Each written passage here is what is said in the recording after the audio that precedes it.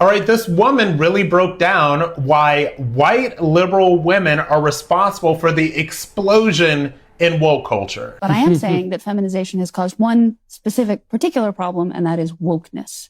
Like a lot of people, I was baffled by the woke phenomenon. Why did everyone seemingly go crazy all at once in the summer of 2020? It was inexplicable. It seemed to be mass hysteria, genuinely. And the more I thought about what caused it, which is a very important question, because if we know what causes it, we know how to prevent it from happening in the future. I read an article that someone else wrote that put forward a really simple, elegant thesis, which is that wokeness is simply feminine patterns of behavior applied to institutions where women had not been very well represented until recently. Women tend to be more consensus-focused, consensus-oriented. Men, when they're approaching a moral question, will ask, what are the facts? What are the rules? Whereas women will say, what are the relationships at play here? How can we make everybody happy? Mm-hmm. How can we reach an outcome that will satisfy all the parties? As opposed to the male perspective of how do we reach an outcome that is just and according to the rules. That sounded a lot like wokeness to me. And the sort of piece that made it all click into place for me was the coincidence of timing. It is the case, just we can all agree as a matter of fact, that a lot of institutions that went woke or were affected by wokeness became demographically female in the last 5 years. Law schools in America turned majority female in 2016, and they've gotten a little bit more female every year since then. I think now it stands at 55, 56%.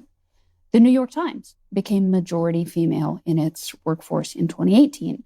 Which is maybe why it was so susceptible to the fads of wokeness and the internal policing and the Slack revolts that took place internally over there.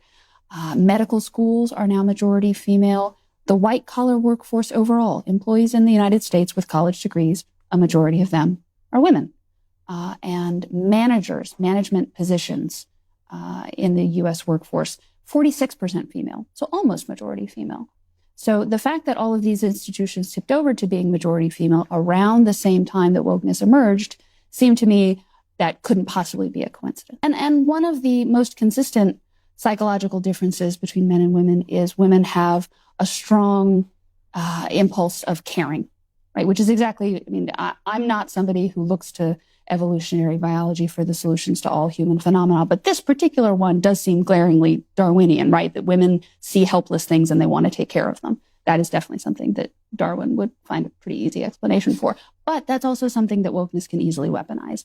It means that if you can frame your political issue as a way of caring for some help. So that's a very interesting take, and I'm glad that it came from a woman. All right, so people aren't going to call me misogynist or anything like that, but it's a very interesting take on why the white and Jewish liberal women are really responsible for a lot of the wokeness that we've seen particularly explode over the past 10 to 15 years, because you really want to break this out. And I think like the most egregious example of the wokeness that I've seen just in something that's completely absurd and that's exploded in the past 15 years is this phenomenon of the quote unquote transgender child. Okay.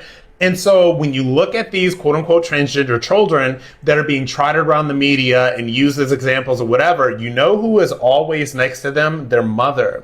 You never really see a father around them, or if the father is even around, he's kind of in the background, kind of like going along with it, but really not into it. So what you see is the liberal, white or Jewish woman that is right next to this quote unquote trans child and trotting them around. And then it becomes all about me. Look at how special I am. Look at how I am caring for my quote unquote transgender child.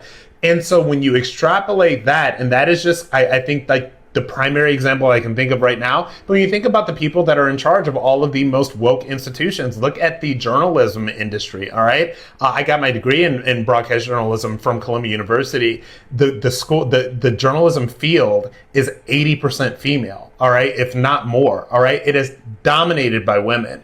These left-wing NGOs and nonprofits dominated by women. these institutions, the institution for the alphabet people, are dominated by women, and also quote unquote transgender women. So when you look at this, I think that we all know who's to blame for wokeness.